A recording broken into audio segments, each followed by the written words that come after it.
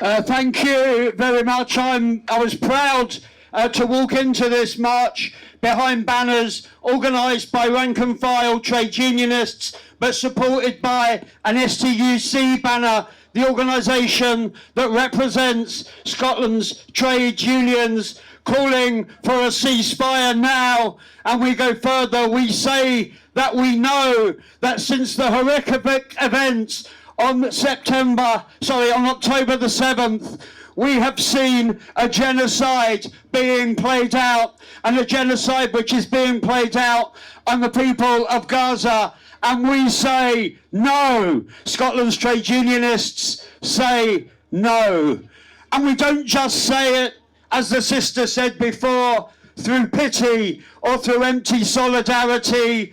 We say it because we know that our government, that the US government has been complicit, not just over the last 6 weeks, but complicit over the last 3 or 4 generations. First in carving up the Middle East to suit their own imperial ends, and now by selling weapons to that very regime which is using it for the massacre of the Palestinian people. And that is why it was important that there was a vote last week in the Westminster Parliament. That's why we wish more MPs had shown what they needed to show in terms of not just pity, but in terms of resolve to change UK foreign policy. It's why it is important that on Tuesday the Scottish Parliament should vote unequivocally for a ceasefire, because we have to build a movement to change the position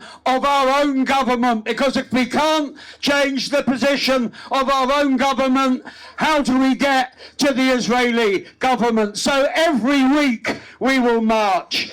Every week trade unionists will be here.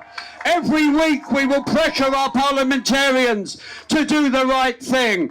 Every week we will reaffirm STUC policy, which doesn't just say no arms to Israel, it says no trade with Israel until they respect international humanitarian law. So I'm going to finish now, because there's people here who can speak with more knowledge of the situation in Gaza. But I can speak with knowledge of the Scottish trade union movement, and I know that the Scottish trade union movement is with you. People tell us that I'm meant to be looking at a sea of hate here. All I'm looking at is a sea of love for the Palestinian people. And I do see anger, but it's anger against our own government, and it's anger for change. All power with you, all power with us. Together we can win.